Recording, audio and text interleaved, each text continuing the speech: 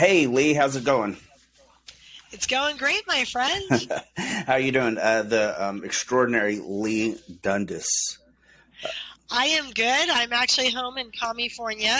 Yeah, Today I'm not on the road. I think I've been in like 5 states in the last 5 days or something, but I'm finally back to crazy Orange County. We're a conservative county here in California, but they keep trying to, launch a new dystopian reality on the 3.2 million residents of Orange County. And, it's just another day, another fight, but whatever, when in Rome, you fight. So, yeah. so here I am.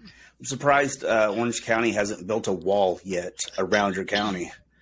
I have a Well, few friends from there.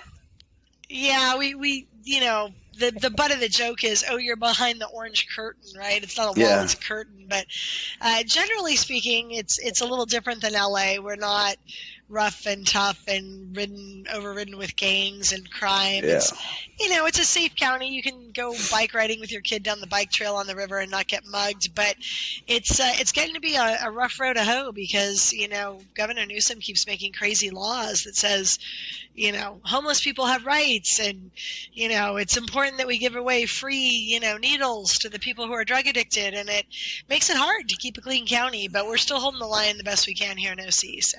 I honestly couldn't do it. One of my biggest stipulations with my wife was that we would never live in a blue state, and I was like that before I was even involved in any kind of political anything. It was just I knew the most as a cop.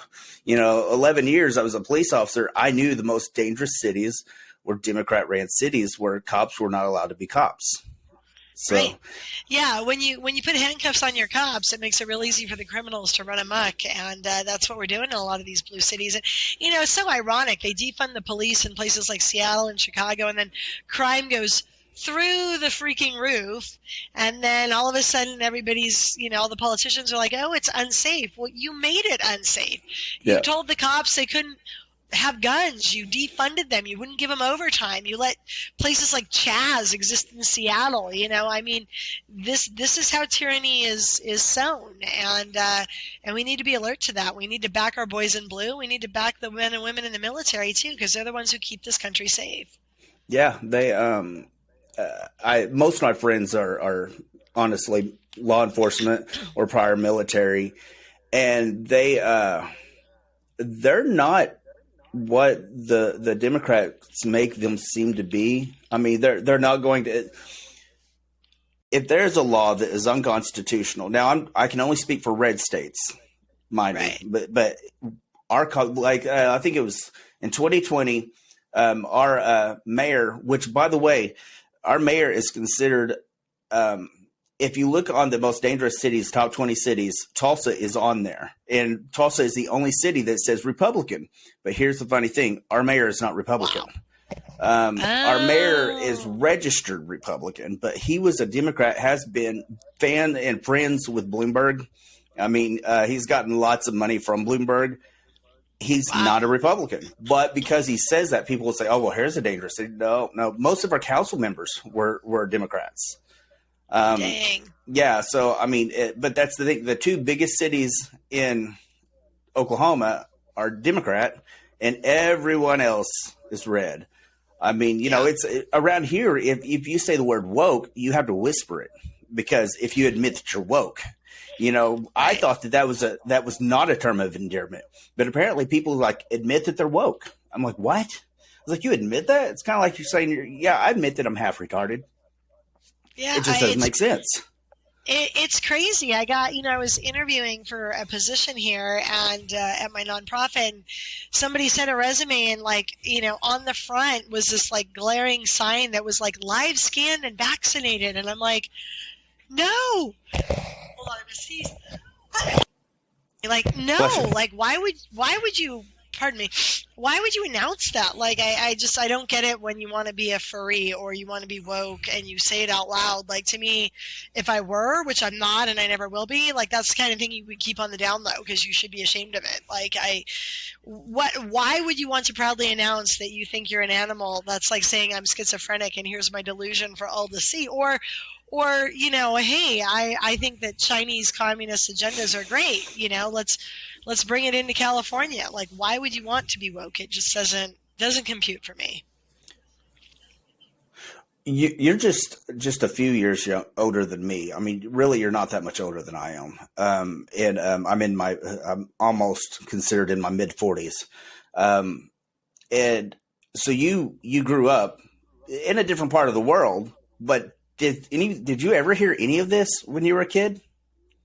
No, I mean, I grew up. Thanks, honey. I'm 50, so yeah, I got a couple years on you. But I grew up right here, and I was born in Whittier, Nixon's birthplace, infamous claim to fame there. But we were a red state. I mean, it was Ronald Reagan at the time, and these are politicians who came out of California. California was a bunch of Republicans, and much like Oklahoma. Because I looped this country a couple times during the Freedom Tour last summer. You get out of the big cities, it's all red. Nashville's blue, but the rest of Tennessee's red. Maybe, a couple big cities in Oklahoma, they're blue. You get out into the rest of the state, it's red. California is the same damn way, right? Like, you get out of L.A., you get out of San Francisco, you get an hour outside in any direction, you see American flags, you see people farming. These are people who are not woke. They're awake. They're not woke. They're awake to the Chinese, tyrannical Agenda 2030 type stuff. And that was the California I was raised in. I mean, my parents were both Republicans, and we had a great state. There was not a lot of homelessness. There was you didn't have to be worried walking down the street. I mean, unless you were, in Compton or somewhere. But if you were outside the barrio, you were safe. Now you could be walking down a suburban street in a normal, middle-class neighborhood and get jumped because of the way Pelosi's district and Gavin Newsom and the other blue tyrants in our state have just run these cities down into the ground. And I don't get it, because they don't even want to live in their own cities. They're such hot messes, right? But there you have it. Yeah. So what are you going to do? Yeah. No, yeah.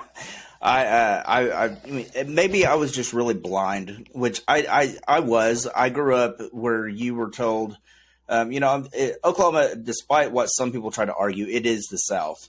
We just weren't part of the Civil War bullcrap. We were not even a state, but but most of us are Southerners. I mean, you can't tell the difference between an Okie and a Texan. Don't tell them that. Texans won't admit it, but you can't.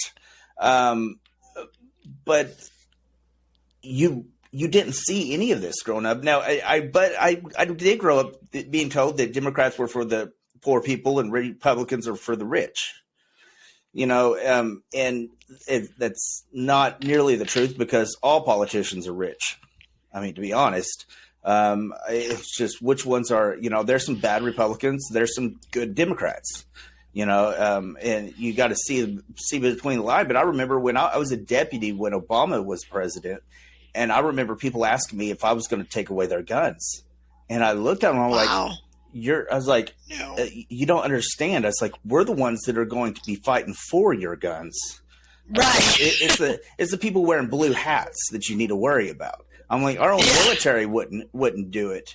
Now, can I speak for like in LA County, stuff like that? No, because a lot of them are brainwashed and taught. At my academy, you were taught, because I went to the academy here at Oklahoma, that the Constitution is number one, that people's constitutional rights is number one, that if you were arresting somebody and you did not have a reason to arrest them, you were violating their Fourth Amendment right, and they can fight you. So...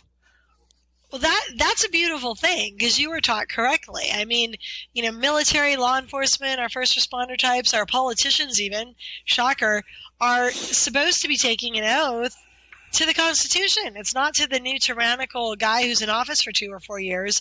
It is to the Constitution, and they take an oath to defend that Constitution against all enemies and threats, domestic and foreign. And I think people have forgotten that. I think people have forgotten that the police are here to serve.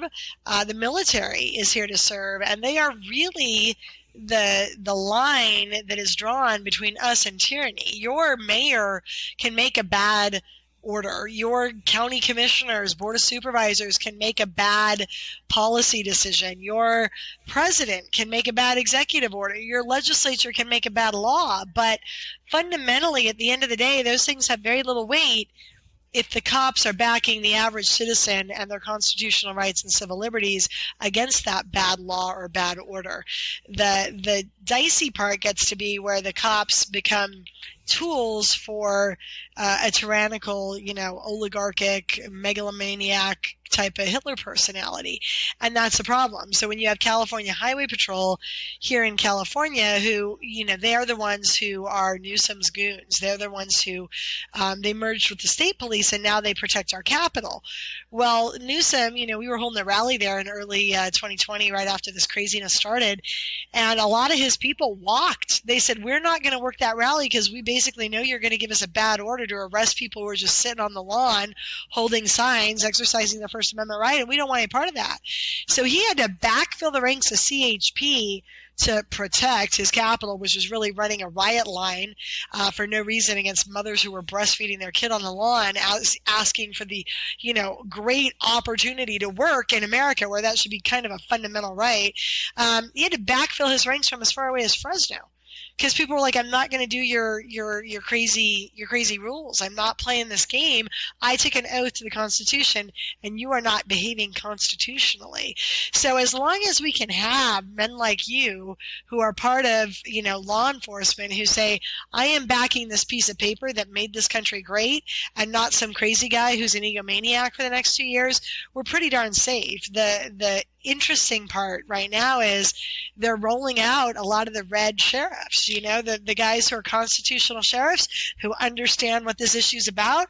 They're getting rid of them. Either they're voting them out lawfully or they're putting Dominion in to flip them unlawfully. And you're losing good sheriffs who, for the last couple of years actually had our back. And we can't let that happen, because once you've got law enforcement who's deputized to do the work of treasonous foreign countries who are interfering with us, or some puppet that's being controlled by China, you got a freaking problem. That is the bright line. You can't let your military and your law enforcement become co-opted by the enemy, because once you do, you're no different than a third world banana republic. Yeah, I mean, and it's unfortunate. A lot of sheriff's departments has a lot of power. It shouldn't be power, but it really is. Because if they do it right, they don't have a lot of power. They're restricted, because the Constitution is supposed to restrict your power. It's not giving you power. Right. I've explained to people, I'm like, the Bill of Rights is not something that was written down to give us the authority to do something. The authority is inalienable, and I've even argued and pissed off a few of my friends, police officer friends. I said even illegals have the right to bear arms. They do. I was like, I may not like it, but they do. But throughout history, we've used these rights to Jim Crow laws. If Democrats really care about Jim Crow laws, they would quit making it a felony. They would change it where if you were a felon, you could still vote and you could still carry a gun. But most felons are not violent felons. If they really cared about them, because I'm like, why should let's say if you grew up poor and you play the check game, and any poor person knows what the check game is. You write a check and you write another check, and you think if this check's going to cash and wait, and you're playing the check games thinking and then all of a sudden that one check catches up and now you have 5 overdrawn checks. What if they're felonious? And you go to jail, you go to court, you get found guilty. It's on your record. You might not even serve prison time, but it's on your record as a felon. Now you can't carry a gun or vote. Why? Because you have the crime of being poor. Yeah. Now it's a rough call, and and that's kind of a nice segue into this thing that my business partner and I have been building. Like, financial and economic security is fundamental to being able to protect yourself in any era, but especially in times like the ones we're living in, where things are very uncertain and Biden inflation is through the roof. And, there's a saying that you cannot generate power when you're standing on a rolling log. Or in the sex trafficking realm, my business partner Jason and I, long before we knew each other a year and a half ago when we first met, we were both running rescues in foreign countries on kids who are being sex trafficked. And, he's got a saying that a slave cannot help another slave. It is very, very, very hard to do good work in this world when you're living hand to mouth, when you're not knowing where your next paycheck is coming from, where you don't have enough money to feed your kids, where you're playing the check game that you threw out there that, we've all done. Like, I've only got $100 in my checking account. I need to write $200 a check, so I'm going to give this guy the check first, and hopefully by the time the second check clears, I'll have my next paycheck in. I mean, I didn't grow up rich. I met a lot of people in the last few years who clearly did. I wasn't one of them. My mother was a homemaker, and my dad was a grease monkey. He was worked in auto body shops, right? And had a new job every 2 months because he had a problem with authority. So, we were always, trying to figure out how we were going to make ends meet kind of thing. And it is a rough road to hoe. And I was talking to my buddy Jason Cisneros, who fights for, sex trafficked youth. He's a public speaker. He's a serial entrepreneur. He's bought, sold, made a lot of businesses. But he didn't grow up rich either. His dad was, I think, a Hell's Angel, belonged to a motorcycle gang, ran drugs, tried to kill him and his mom by rigging the house to blow up with gasoline when Jason was only 17 years old. Luckily, by the time he and his mom got home, the neighbors had already smelled the gas, called the cops, and the cops had arrested the stepdad. But this is not a guy who came into this world with a silver spoon in his mouth, but, he met some people that said, hey, you're not living up to your potential. We're going to mentor you. You're a smart kid. You want to be a business owner. If you get some skills under your belt, we think you'll be really successful. And that's what he did. And I'm pretty sure the guy is probably worth more than everybody else on Clay Clark's stage combined right now. And he doesn't need to work. He had sold all his business holdings in 2019, just coincidentally, right before COVID hit, right? But he's got 5 kids, and a couple of them are still young. They're young kids, and he doesn't want them growing up in a FEMA camp. He doesn't want to live in a communist America.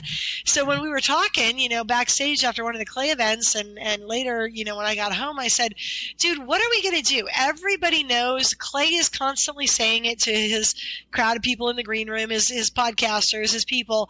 We got to defund the left. We got to defund the enemy and refund the kingdom. Refund America, refund the people who are fighting for freedom. And it's a simple thing to say. It's much harder to do when you go to order online and the only options are Walmart, Amazon, and all the big guys who are lefty, libtard, loony-owned companies. And damn well every time you buy another thing of cat litter, another thing of toilet paper, that you're basically funding the enemy to take you out with bullets that they're sending your way in the forms of censorship, in the forms of hiking the prices more than the middle class can even afford it right now. I mean, my gosh, out here in California, paying $5 and $6 a gallon at the pump. I mean, this is just insanity right now. Like, it's unlivable conditions. The inflation is through the roof, and anybody who's alive with the polls, even the people who voted for Biden, know that to be true. So we're like, how are we going to do with this? What we want to buy from patriots. We want to support ourselves, but there's nowhere to do it at. Like, how are we going to get this done? So Jason's obviously history is in business, and I like to talk. Everybody knows that. And I said, look, we need like a patriot Amazon. And he goes, I know. And I've been thinking the same thing. And I've been putting my thinking cap on about opening a new company. And I said, well, me too. And it's stupid for both of us to do the same thing. Why don't we do it together? So we got together. We became co-founders of the company. The company's name is Noble Us.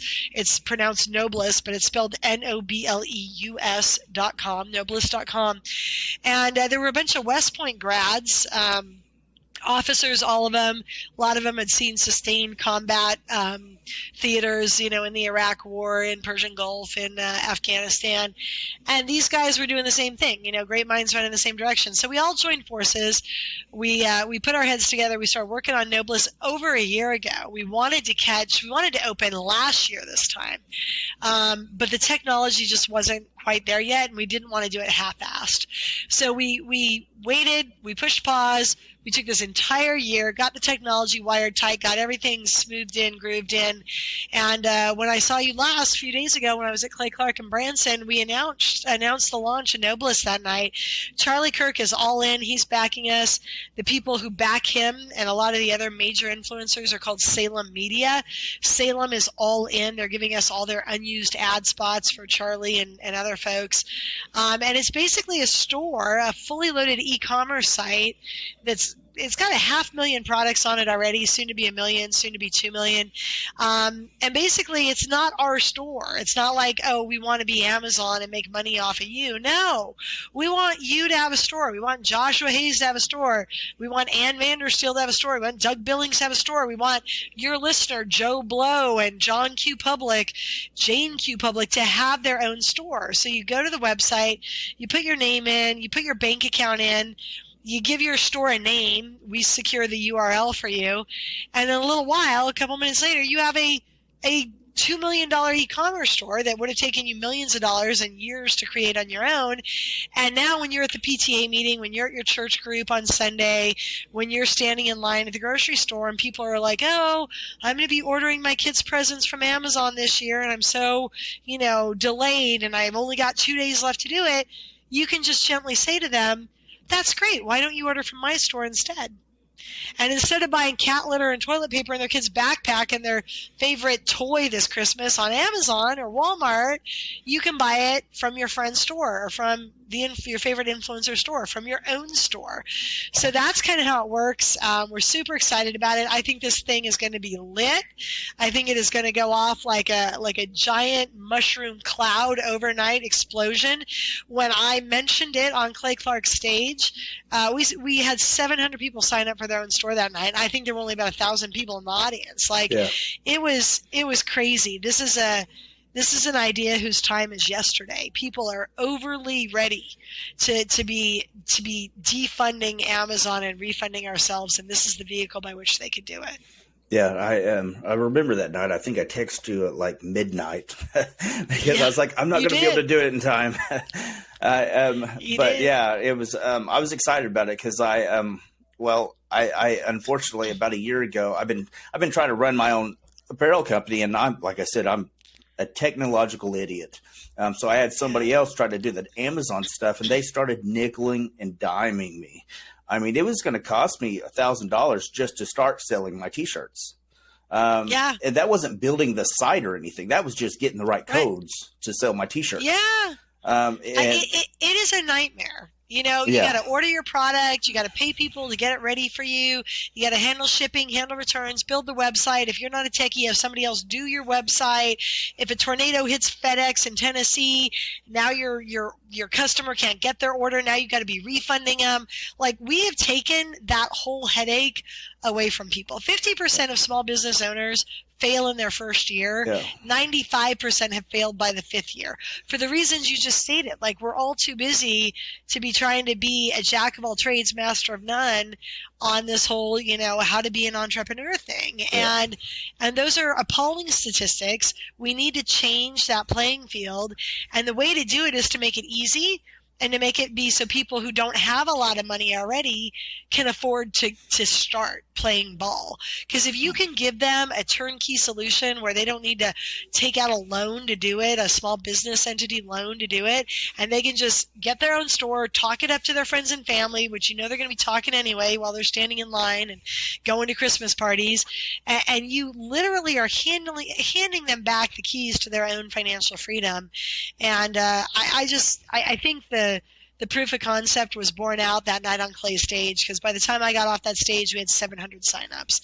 I mean, in like 2 minutes, it was just crazy. Yeah, I'll admit, I try not to watch you on stage because I have this personality for having this resting I'm going to kill you face.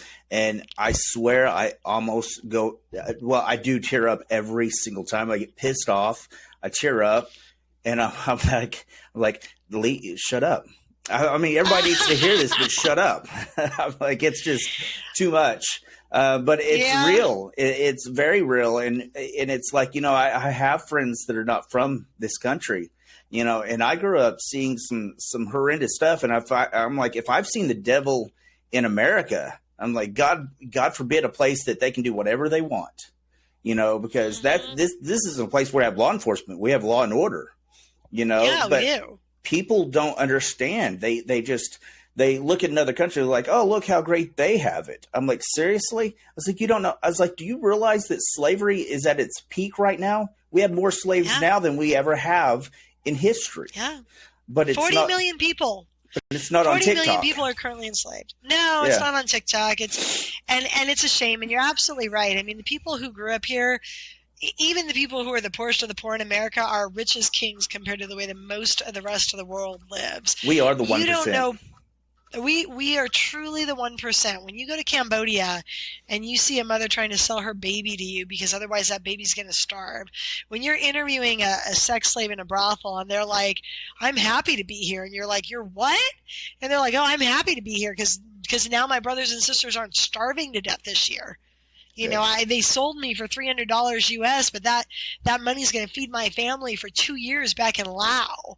Like, you suddenly realize, wow, we have it good here. We got roads, we got schools, we got men in blue, and we dial 3 little digits on our phone when we hear a scary noise in our house or there's a car accident, and they're right there, Johnny on the spot. Like, you have no idea how good you have it until you go live like I've lived in a brothel town on the Malaysia border of Thailand where there's 140 child brothels and nothing else. And on top of it all, you've got radicalized jihadis across the river who are using the damn brothels target practice. So you have 330 bombs a year going off. That's one a day, guys. Like, you want to know how good you have it? Go take your kids there instead of going to the Grand Canyon next spring break. And let me tell you something. You won't be growing up little mini Democrats who think it's cool that communism's cool. More than 52% of our youth right now, when you survey them, think it would be cool to live in a communist or socialist country. Yeah, there's a handle for that, guys. Quit taking them to Disneyland. Take them to freaking Cambodia. Take them to Thailand. And your kid, when they're 8 years old, because I took my daughter there, she has never once thought it would be cool to live in a communist country because she has seen that shit up close and personal, and she knows damn well that is a road straight to hell. Straight to hell. We have it pretty damn good here. We're on fire. Freedom is on fire in this country. We're fighting for it. But compared to the rest of the way most of the rest of the world lives, yeah, we live like kings, guys. And we got to start making sure that we're funding ourselves so we can continue to have it be home of the brave, land of the free. You don't see people immigrating to Venezuela and Cuba and Korea. You see the rest of the world immigrating here. If we had it so damn bad in America, why the hell are people beating down our door, crawling over walls to get in this country, coming over on rafts from Cuba? That is a sign. Quit listening to the lies. Look at people's actions. We are the only country on the planet that has a line of people every year, like clockwork, begging to get through Ellis Island, begging for the right to light their little lantern of liberty on that Statue of Liberty and everything she represents. Because here in America, we actually do have a constitution. We have something that's radical even today, which is freedom of speech. Freedom of speech is not to protect the majority. It's to protect the minority, the people like you, Joshua, and me, who right now are saying, you know what, I disagree with Biden. I disagree with my governor. I disagree with George Soros. Those are the people who need protection, and damn right our forefathers knew it. And they gave us the right to speak our mind without fear of being put in a gulag, without fear of being shot for speaking our beliefs. And they gave us a Second Amendment in case our First Amendment failed. And that is a thing that no other country has ever really had, certainly not for 250 years like we've had it. And darn right we're not going down without a fight, because this is the best darn country in the world, if you ask my humble opinion. And I did. Right? I 100% agree.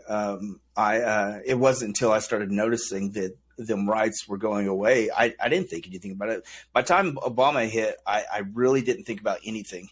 Then I started hearing him speak and then hearing what people were saying. I said this the other day, and of course it pissed a few people off because they missed the point. I said, we need people like Alex Jones, not because he's telling the truth, not because he's right, but because he questions the narrative. And I think it's always important to question the narrative. Now, I'm not going to say yes or nay on Alex Jones. That's his stuff. Yeah. But we need to question the authority. And when I started questioning it, I started looking at the history of Barack Obama, and I'm like, wait a second. I know a little bit about child development and everything. I thought I was going to be a psychologist in college, which was insane because I'm not very good with dealing with people's stupidity. But I went into class, and every single class had some middle-aged woman that wanted to self-confess her life.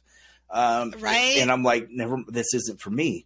But I did learn that you carry what you grew up with. It's going to be part of you. Now you can get over it. You can overcome it. But usually you become radical if you overcome it. And when you grew up and your grandfather is a known communist that is actually on a list with the FBI that says, hey, if we go into World War III, this guy's getting arrested. It tells you something. If you're a part of Weather Underground, it tells you something. You don't just suddenly go like, well, I was in my early 20s. When I got to my late 20s, I changed my mind. I'm like, come on, right. I might have been ignorant when I was younger, but I still had most of the way I am. Be good to people, don't mistreat people, don't kill somebody unless you have to. Right. But it's that ignorance. It's people just. I talk to so many people and they're like, oh, I don't pay attention to politics. I was like, well, it pays attention to you.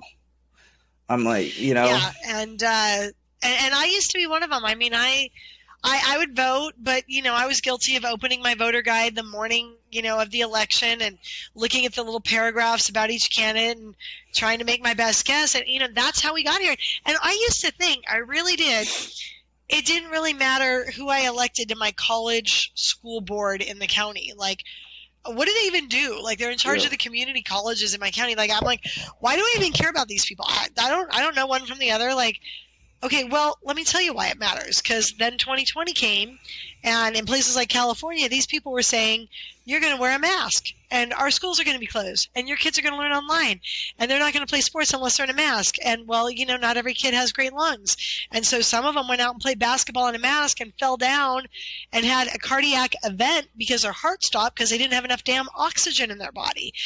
All of a sudden, these people that we elect to be our gatekeepers for the water district and, the health board and the whatever, suddenly these people are wielding an unholy amount of power over the day-to-day lives of the citizens in their little geographical area.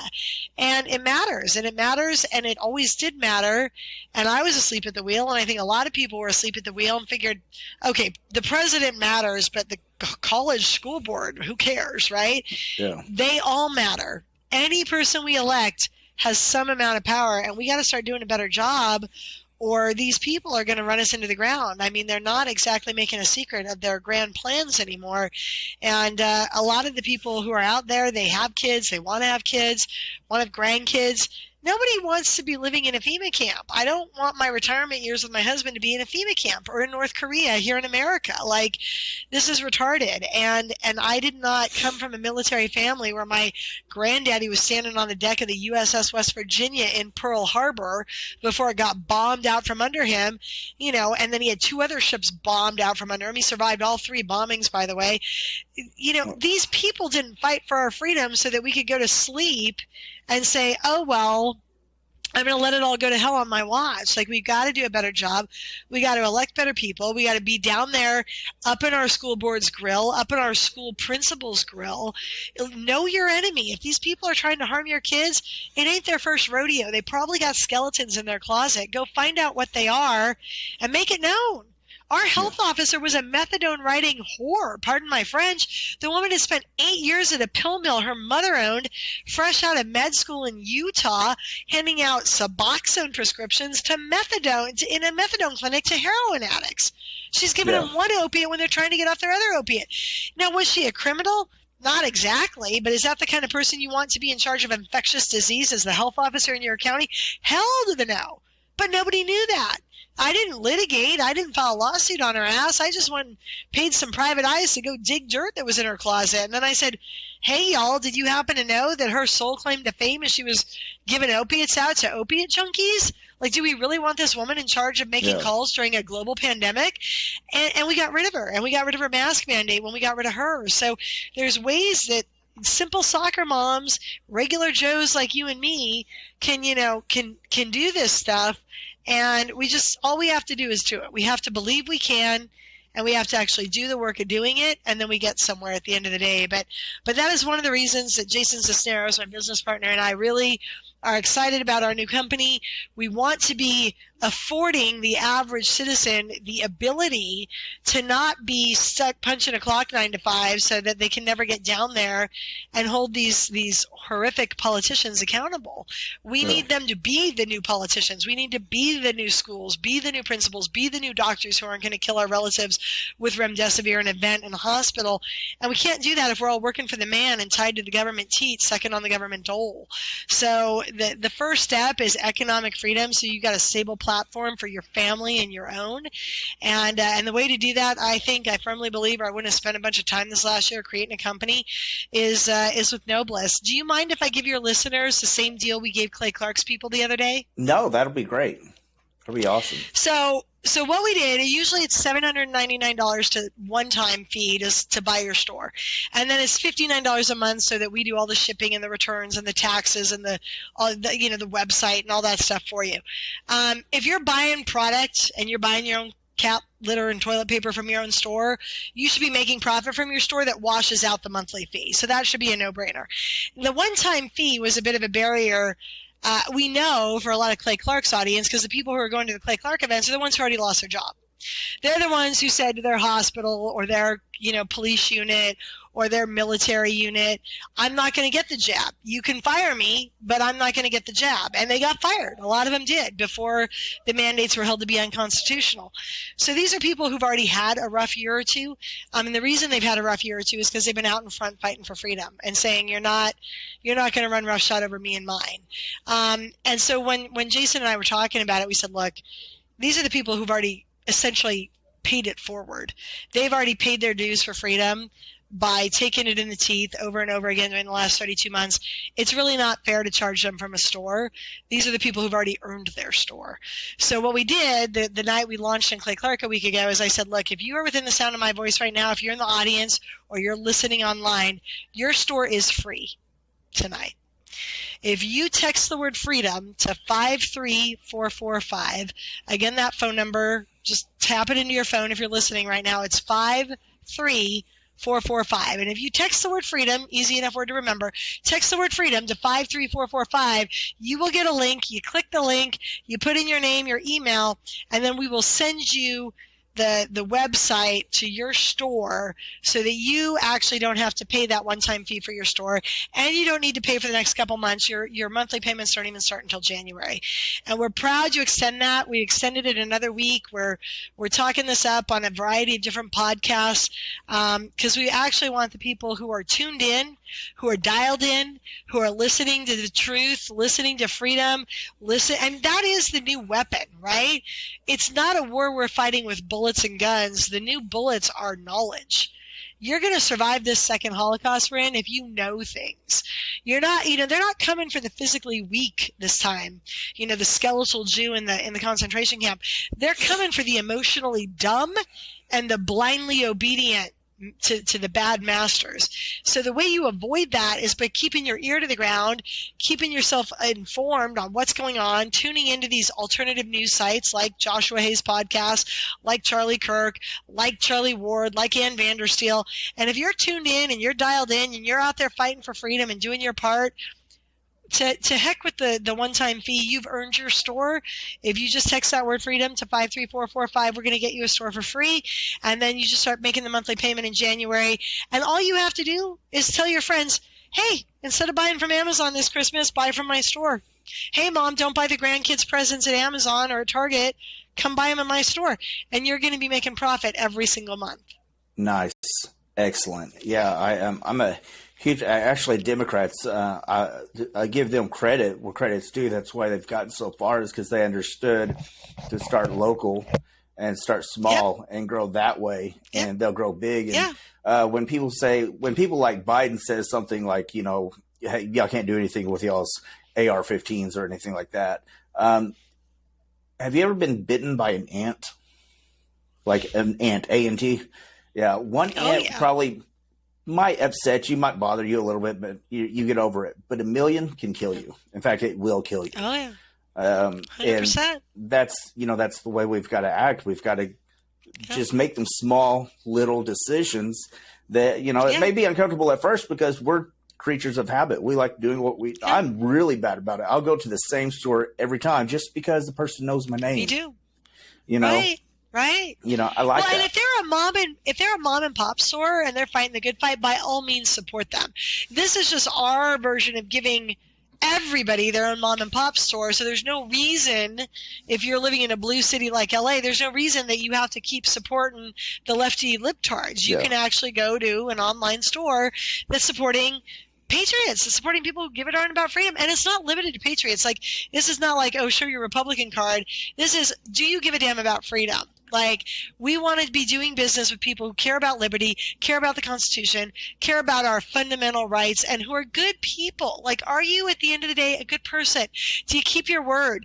Do you when you make your promises, do you show up for them? Or do you do right by your kids? If there's a little old lady who fell down on the sidewalk, are you going to go on by and pretend you didn't see her? Are you going to stop and help her pick up her groceries and get her off the sidewalk? Like, it's the rules we should have learned in kindergarten, and hopefully we did learn in kindergarten, or if not, at some point from our mothers or somebody at church, some nice person, some nice mentor. But do good in the world. And if we do good in the world and we bond together as an army of little tiny ants, we're going to take out the left. And I have no doubt that day is coming. Amazon stock is down. There's no time like the present. They're already starting to be, on the retreat. And I think we can drive them right over the edge of that retreat. Let's just take the hill while we've got an opening here, right? So I'll see you at the next Clay Clark event in January in Nashville. But I'm hoping to see your listeners signing up for a store between now and then, because this is the way we win, guys. It is a war. We need a war chest. And we need to quit funding the enemy's war chest and start funding our own war chest, and this is the way to do it.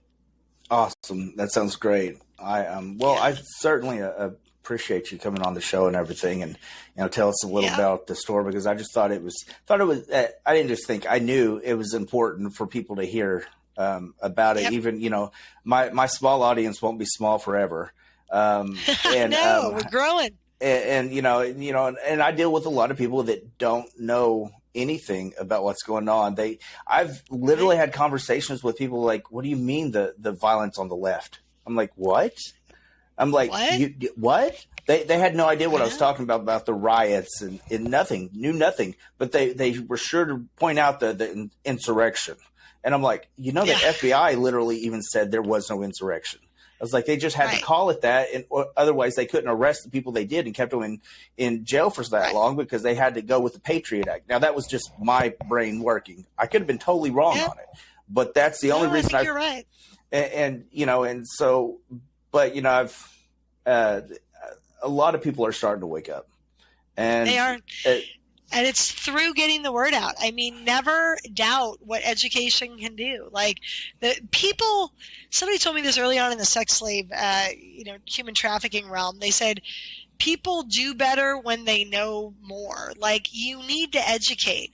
And maybe you plant that seed, with your friend who had never heard that there was violence on the left, never heard. I was talking to a Democrat, young person the other day. They're like, what is Chaz? These are people who are young kids, turned 18, voted Democrat because that's what their parents had done probably. That's what they thought was the right thing to do.